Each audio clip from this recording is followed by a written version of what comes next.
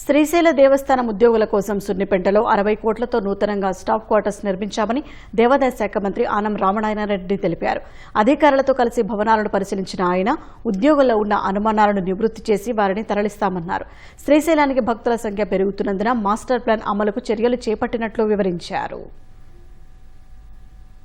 మన ముఖ్యమంత్రి శ్రీ చంద్రబాబు నాయుడు గతంలో గాని ఇప్పుడు గాని వారిచ్చినటువంటి ఆదేశాలు ఒక ప్రాంతంలో ఎంప్లాయీస్కి అంతా మంచి రెసిడెన్షియల్ ఏరియాస్ని కట్టి ఆ కుటుంబాలన్నీ కూడా ఉండే విధంగా ఏర్పాటు చేయండి అని గతంలో చేసినప్పుడు దాంట్లోనే ఈరోజు దాదాపు 3 బ్లాకులుగా ఏబిసి అనే బ్లాకుల్లో 297 క్వార్టర్స్ కట్టడం జరిగింది.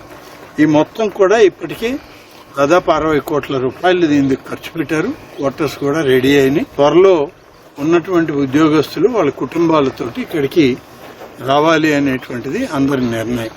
రోడ్లన్నీ కూడా పూర్తి చేయాలనేది రోడ్లు కూడా దాదాపుగా 10 కోట్ల రూపాయలతో ఇప్పటికే ఎస్టిమేట్లను వేశారు. అవి కూడా పనులు టెండర్లు పిలిచి పనులు మొదలు పెట్టమని చెప్పడం జరిగింది. శ్రీశైలం టౌన్షిప్ కానీ శ్రీశైలం డెవలప్మెంట్ కి 4000 హెక్టార్ల ల్యాండ్ కావాలి అని అడిగాం. దీనితో పాటు ఈ రోడ్లు వెడల్పు చేయాల్సిన అవసరం ఉందని కూడా ప్రధానమంత్రి గారికి చెప్పడం జరిగింది.